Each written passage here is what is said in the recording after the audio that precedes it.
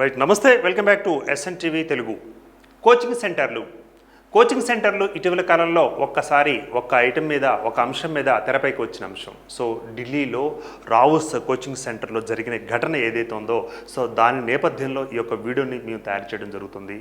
Coaching centres అనేవి ఎలా ఉండాలి, ఎలా ఉంటున్నాయి, లక్షలాది రూపాయలు ఫీజుల రూపంలో వసూలు చేసేటప్పుడు వారికి అక్కడ సౌకర్యాలను అదే రీతిలో అందజేస్తున్నారా, లేదు కేవలం సబ్జెక్ట్ మీద మాత్రమే మేము కాన్సన్ట్రేషన్ చేస్తాం, సబ్జెక్ట్ బాగా ఎక్స్పర్టైజ్డ్గా మేము అందిస్తాం అన్న దాని మీదే కోచింగ్ సెంటర్లు కాన్సన్ట్రేషన్ చేస్తున్నాయా, ఇక్కడ ఒకసారి గమనించాల్సిన అంశం. సో సుదూర ప్రాంతాల నుంచి, ఎన్నో మారుమూల ప్రాంతాల నుంచి ఎన్నో రహదారులు మరి అవి ఇవి అన్నీ దాటి వచ్చి ఢిల్లీ వరకు చేరుతున్న తర్వాత అక్కడ నిరుద్యోగులు ఎలాంటి బాధలు అనుభవిస్తున్నారు, మరి ముఖ్యంగా సౌకర్యాలు లేమి అక్కడ బాగా వేధిస్తున్నట్లుగా మనకు తెలియవస్తుంది. సో అటు ఢిల్లీ ఒకటే కాకుండా మనం చూసినట్లయితే హైదరాబాద్ కానీ, విజయవాడ కానీ, విశాఖపట్నం కానీ ఇతర సెంటర్లలో కూడా కోచింగ్ సెంటర్లు బోల్డ్ అని నడుస్తున్నాయి. అవి బిఎస్ఆర్బి బ్యాంకుకు సంబంధించిన కోచింగ్ సెంటర్లు కావచ్చు, లేకపోతే గ్రూప్ 1, గ్రూప్ 2, గ్రూప్ 3, గ్రూప్ 4, అదేవిధంగా సివిల్ సర్వీసెస్ సంబంధించి కూడా కావచ్చు. కోచింగ్ సెంటర్ ఏదైనా సరే కోచింగ్ సెంటర్లో ఉండవలసిన సౌకర్యాలు పూర్తి స్థాయిలో ఉంచుతున్నారా లేదా అన్నది గమనించాల్సిన అంశం. సోషల్ మీడియా మనకి అరచేతిలో ఉంది కాబట్టి ₹1 ఖర్చు లేకుండా సోషల్ మీడియాలో ఇబ్బడి ముబ్బడిగా ఎన్నో ప్రచారాలు చేసుకుంటున్నాం. అదేవిధంగా సోషల్ మీడియాలోనే కోచింగ్ సెంటర్లు కూడా తమ యొక్క ప్రకటనలు గుప్పించేస్తున్నాయి. సో ఈ ప్రకటనల్ని చూసి విని అక్కడికి వెళ్ళి పరిస్థితులు సమీక్షించుకుంటే కాంప్రమైజ్ కావాల్సి వస్తుంది విద్యార్థులు. సో మేము వచ్చింది 3 నెలల కాలానికి, మేము వచ్చింది 6 నెలల కాలానికి, మేము వచ్చింది సంవత్సరం కాలానికే కదా అనుకొని వారు కొంచెం వెనకడుగు వేయటం, అదేవిధంగా సౌకర్యాలు తక్కువగా ఉన్నా కూడా వారు సర్దుకుపోవడం జరుగుతోంది. సో అంతవరకు ఓకే, నో ప్రాబ్లం. కానీ ప్రాణాలు మాత్రం అక్కడ హరించి వేస్తున్నాయి. సౌకర్యాలు లేమి కావచ్చు, లేదా సదుపాయాలు అసలు ఉండకుండా కావచ్చు, ఇతర ఘటనలు కావచ్చు. సో మొత్తానికి ఉద్యోగార్థులుగా వెళుతున్న వారు ప్రాణాలు పోయి తిరిగి వస్తున్న పరిస్థితి. తల్లిదండ్రులు ఇంటి దగ్గర ఎంతో బాగా చదివించి వాళ్ళని గొప్ప వాళ్ళని చేయాలి, ప్రయోజకులు చేయాలి అంటూ ప్రభుత్వ ఉద్యోగస్తులుగా వాళ్ళు తీర్చిదిద్దాలంటూ లక్షలాది రూపాయలు ఖర్చు పెడుతున్నారు.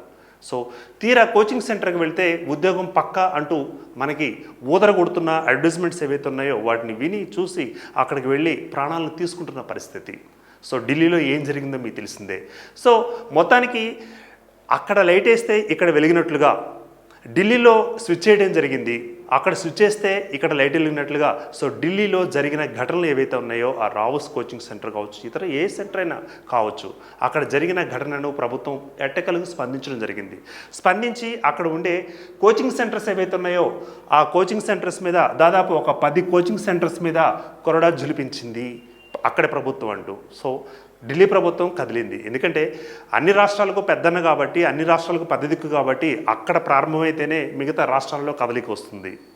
సో కాబట్టి ఒక మంచి దాన్ని ఒక పరిణామంగా తీసుకోవచ్చు. ఓకే, మరి ఇట హైదరాబాద్ కానీ, అటు ఆంధ్రప్రదేశ్లోని అమరావతి లేదా విజయవాడ కానీ, లేకపోతే విశాఖపట్నం కానీ, లేకపోతే రాజమండ్రి కానీ, లేకపోతే ఇతరేతర ప్రాంతాల్లో కొనసాగుతున్న కోచింగ్ సెంటర్ల పరిస్థితి ఎలా ఉంది? కోట్లాది రూపాయలను వారు మూట కట్టుకునేందుకే ఈ విధంగా మరి కోచింగ్ సెంటర్లు ఇస్తున్నారా? వారి మీద అసలు అధికారులు దృష్టి పెడుతున్నారా? సౌకర్యాలు వాళ్ళు ఏమేమి ఏర్పాటు చేయాలి, ఏమేమి సౌకర్యాలు అక్కడ వారికి ఇవ్వాలి అన్న దాని మీద దృష్టి ఉందా? అసలు అధికారులు దీని మీద దృష్టి పెట్టారా అన్న అంశం ఒక్క ఢిల్లీ ఘటనలో జరిగిన సంఘటన ఏదైతుందో ఆ సంఘటన నేపథ్యంలోనే బయటికి రావడం జరిగింది. ఒక్కసారిగా ఒళ్ళు జల్లుమనిపించింది. ఎందుకంటే విద్యార్థులు అత్యంత ఉన్నతమైన ఉద్యోగాలను పొందేందుకు సో ఢిల్లీ వెళ్ళి అక్కడికి వెళ్ళి చదువుకునేందుకు ప్రయత్నించగా అక్కడ ప్రాణాలు పోయిన పరిస్థితి మనం చూసాం. అక్కడ ఒకటే కాదు, బయటికి రానివి ఎన్నో ఉంటాయి, కనిపించేవి కొన్నే ఉంటాయి. సో మొత్తానికి ఇటువంటి సెంటర్ల మీద అధికారులు లేదా ఆ రాష్ట్ర ప్రభుత్వాలు కానీ కన్ను వేస్తే సో వారు ఎటువంటి సౌకర్యాలు కల్పిస్తున్నారు, అదేవిధంగా ఎటువంటి ఫెసిలిటీస్ అక్కడ ఉండాలి లేకుండా ఉన్నాయా అన్న వాటి మీద కూడా కొరడా జలిపిస్తే, అంటే ఢిల్లీలో వేసిన స్విచ్ మరి రాష్ట్ర ప్రభుత్వంలో అంటే మన రాష్ట్రాల్లోని ఈ యొక్క ప్రముఖ సెంటర్ల మీద కూడా ఒకసారి వేస్తే చాలా మంచిదంటూ కూడా నిరుద్యోగులు కొంతమంది నాకు చెప్తే నేను వీడియో తయారు చేయడం జరుగుతుంది. బాధ్యతాయుతంగా మనం ముందుకు వెళదాం.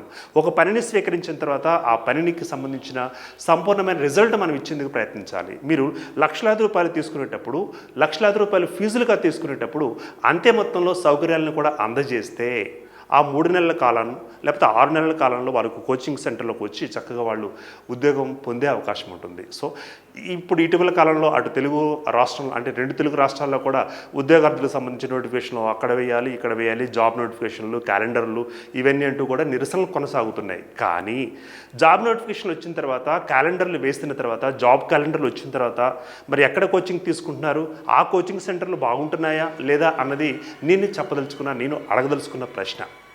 కాబట్టి సంబంధిత శాఖ అధికారులు కానీ లేకపోతే ఆ కోచింగ్ సెంటర్ల మీద ఎవరైతే ఒక మానిటరింగ్ చేసే అధికారి యంత్రాంగం ఉంటుందో ఆ యంత్రాంగం కూడా మరి ముందుకు కదిలి ఆ కోచింగ్ సెంటర్లలో జరిగిన ఒకవేళ ఉన్న సౌకర్యాలపై దృష్టి పెడితే నిరుద్యోగ సోదరులు మరి ఈ రాష్ట్ర ప్రభుత్వానికి, మిగతా రాష్ట్ర ప్రభుత్వాలకు, అదేవిధంగా దేశం మొత్తానికి కూడా రేపటి ప్రభుత్వ ఉద్యోగులుగా మారే అవకాశం ఉంటుంది. సో అభివృద్ధిలో వారు కూడా పాల్పంచుకునే అవకాశం ఉంటుంది. ప్రాణాలు మాత్రం తీసుకునేలాగా కోచింగ్ సెంటర్ల నిర్వహణ మంచిది కాదు అని నేను చెప్తున్నాను.